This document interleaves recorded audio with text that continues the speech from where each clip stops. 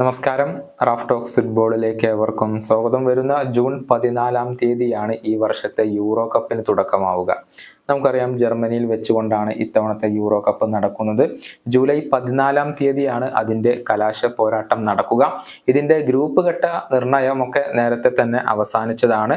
Play off മത്സരങ്ങൾ കളിച്ചുകൊണ്ട് ഏറ്റവും പുതുതായി കൊണ്ട് ജോർജിയ, പോളണ്ട്, ഉക്രൈൻ എന്നിവരും ഇപ്പോൾ വരുന്ന യൂറോ കപ്പിന് യോഗ്യത കരസ്ഥമാക്കിയിട്ടുണ്ട്. യൂറോ കപ്പിലെ കിരീട ഫേവറേറ്റുകളായിക്കൊണ്ട് പലരും പല വമ്പന്മാരെയും ഉയർത്തി കാണിക്കുന്നുണ്ട് എന്നുള്ളതാണ്.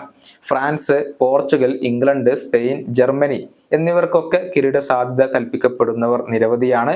ജർമ്മൻ ഇതിഹാസങ്ങളിൽ ഒരാളായ ഫിലിപ്പ് ലാം തൻ്റെ പ്രവചനം ഇപ്പോൾ രേഖപ്പെടുത്തിയിട്ടുണ്ട്.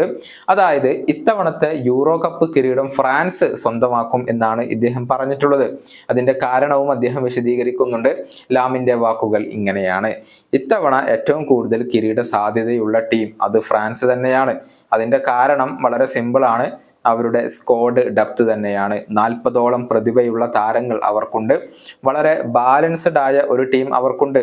ആവശ്യമായ മാറ്റങ്ങൾ വളരെ എളുപ്പത്തിൽ വരുത്താം. സ്റ്റാർട്ട് ചെയ്യാൻ കപ്പാസിറ്റിയുള്ള താരങ്ങളെപ്പോലും അവർക്ക് ബെഞ്ചിൽ നിന്ന് കൊണ്ടുവരാൻ കഴിയും. പക്ഷേ ഏറ്റവും പ്രധാനപ്പെട്ട കാര്യം എന്തെന്നാൽ കളിക്കളത്തിനകത്ത് ഒരു ടീമായി കൊണ്ട് തുടരുക എന്നുള്ളതാണ്. ഇതാണ് ഫിലിപ്പ് ലാം ഇപ്പോൾ ഫ്രാൻസിനെ കുറിച്ച് പറഞ്ഞിട്ടുള്ളത്.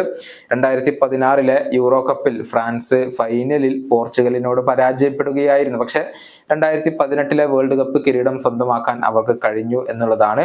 കഴിഞ്ഞ തവണത്തെ യൂറോ കപ്പിൽ പ്രീ ക്വാർട്ടറിൽ അവർക്കൊരു അട്ടിമറി തോൽവി ഏറ്റുവാങ്ങിക്കൊണ്ട് പുറത്തു പോകേണ്ടി വരികയും ചെയ്തു. കഴിഞ്ഞ ഖത്തർ വേൾഡ് കപ്പിന്റെ ഫൈനലിൽ ഫ്രാൻസ് അർജന്റീനയോട് പരാജയപ്പെടുകയാണ് ചെയ്തിട്ടുള്ളത്. ഏതായാലും സമീപകാലത്ത് സ്ഥിരതയാർന്ന പ്രകടനം പുറത്തെടുക്കുന്ന ഒരു ടീം കൂടിയാണ് ഫ്രാൻസ്.